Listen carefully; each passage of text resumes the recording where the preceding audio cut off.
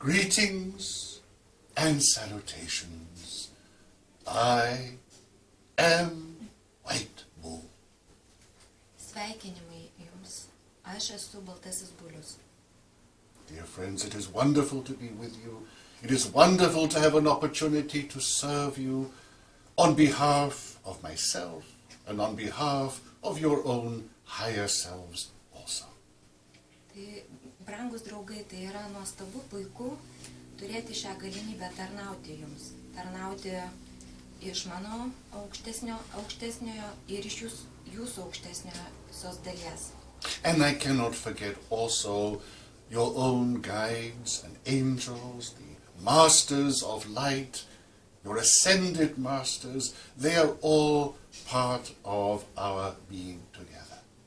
Ir aš taip pat negaliu pamiršti šviesos būtybių angelų, aukštesniųjų jūsų meistrų, gidų, vedlių. Jie visi yra kartu su mumis dabar. And they all see themselves as a part of you and you as a part of them. Ir jie mato jūs kaip savęs dalį ir jie yra jūsų dalis. Because at this time something wonderful is happening in the non-physical world. Nes šiuo metu nefizinėme pasaulyje vyksta kai kas labai nuostabaus. It sounds strange to say, but it is getting closer. Ir keista tai pasakyti, bet tai vis labiau artėja. In between the physical and the spiritual has been what is called the astral. Tarp to, kas vadinama fiziniu ir to, kas vadinama dvasiniu, yra taip vadinama astralinis. And the astral works rather like the piece of cheese in the sandwich. It separates the two pieces of bread. Ir astralinė erdvė, jinai yra kaip sūris sumuštinėme. But as humanity is evolving, that cheese is disappearing. Bet kuo labiau žmonija evoliucionuoja, tuo labiau tas sūris tirpsta, išnyksta. And the physical and the spiritual are becoming much closer to each other. Ir taip, fizinės ir dvasiniai pasaulyje artėja vienas prie kito vis labiau. So more than ever before, it is possible to feel and to touch the spiritual world. Tokiu būdu vis labiau tampa įmanoma prisiliesti prie dvasinio pasaulio. And we see many of you who are excited by this, who are raising your consciousness to feel it more. Ir mes matome, stebime, kaip vis daugiau jūsų keliate savo sąmonės lygį prisiliesdami prie to. Souls who were never hungry for spirit are becoming hungry. Sielos, kurios niekuomet nesusimastydavo apie dvasią, dabar tampa alkanos. It's like saying to somebody, "Are you feeling hungry?" And they say no. Tai yra panašu tarsi sakyti kažkam, ar tu esi alkanas, ir jie sako ne. But then the smells start coming from the kitchen and they feel hungry. Bet tada kvapas pasklinda iš virtuvės ir jie pajunta alkį. The juices are flowing. Sultis teka. And your juices are flowing, dear ones. Ir jūsų sultis taip pat teka. And so you are moving closer to feel that oneness with the spirit world. Ir jūs artėjate prie to pajautimo, pojūčio vienovės su dvasiniu pasauliu. And I want to tell you how you can help that process. Ir aš noriu jums papasakoti, kaip jūs galite padėti tam procesui.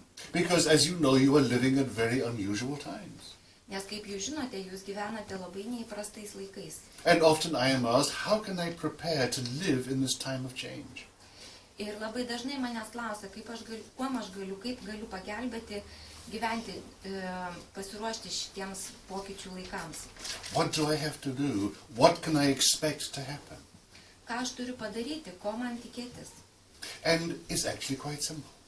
O iš tikrųjų, tai yra labai paprasta. And no doubt as you hear me talking, you will say, can it really be that simple?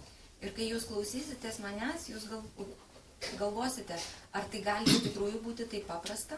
It'll sound simple, or you'll understand how simple it is. Tai atrodo paprasta. Ir jūs suprantate, kad tai paprasta. Because as you came in here, you left your brains outside. Nes kai jūs atėjote čia, jūs palikote savo smegenis už Or you durų. left your minds outside. Arba savo protus už durų. So in the absence of mind, of course, it all sounds very simple. Ir kai proto nebėra, tada viskas skamba labai paprastai. And it is simple. Ir iš tikrųjų tai ir yra paprasta. So when you leave this room, just say to your minds, no, you don't have to come back in. Ir kai jūs išeisite iš šio kambario, jūs galite pasakyti savo protui, nebūtina sugrįžti. Imagine they're all out there waiting to pounce on you. Įsivaizduokit, kad jie laukia jūsų ten už durų, bandydami įšokti atgal. And again you'll think, oh, it's difficult, it's hard, I won't do it. Ir jūs vėl pradėtumėt galvoti, kad tai yra sunku ir aš to negalėsiu padaryti. So here is the first simple step to experiencing that closeness to Spirit. Ir tai yra pirmas paprastas žingsnis tam, kad patirti artumą su dvasia. It is to be open to receive love. Tai yra tiesiog būti atviram, kad priimti visuotinę universalią meilę.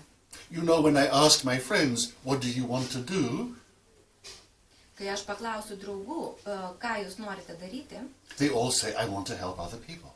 Jie visi sako, aš noriu padėti kitiems žmonėms. Up to this moment, not one person has said to me, I want to receive love. Nei vienas iki šiol man nepasakė, kad aš noriu gauti meilę. But actually, that is one of the greatest gifts you can give to the world. Bet iš tikrųjų tai yra viena iš didžiausių dovanų, kurią jūs galite duoti, padovanoti pasauliui. To simply receive unconditionally and fearlessly universal love. Tiesiog besąlygiškai ir be baimės priimti visuotinę meilę. But many of you think you're not good enough to receive it. Bet dauguma jūsų galvoja, kad jūs esate nepakankamai geri, kad tai gauti, kad tai priimti. You have an inner judge. Jumise yra vidinis teisėjas. And the inner judge tells you, no, you can't receive universal love because you're a bad boy or a bad girl. Ir tas vidinis teisėjas jums sako, kad jūs negalit priimti, gauti tą visuotinę meilę, nes jūs esat blogas berniukas ar bloga mergaitė. But it is that universal love that will heal the inner judge. Bet būtent ta visuotinė meilė yra tai, kas išgydo tą vidinį teisėją. That will help to dissolve the inner judge. Tai yra tai, kas padeda ištirpdyti tą vidinį teisėją. In the same way that if you put an ice cube in the sun, it will melt. Lygiai taip pat, kaip jeigu jūs padėtumėt ledo gabalą saulėje, jis tiesiog ištirptų. And universal love is completely unconditional. O visuotinė meilė tiesiog yra visiškai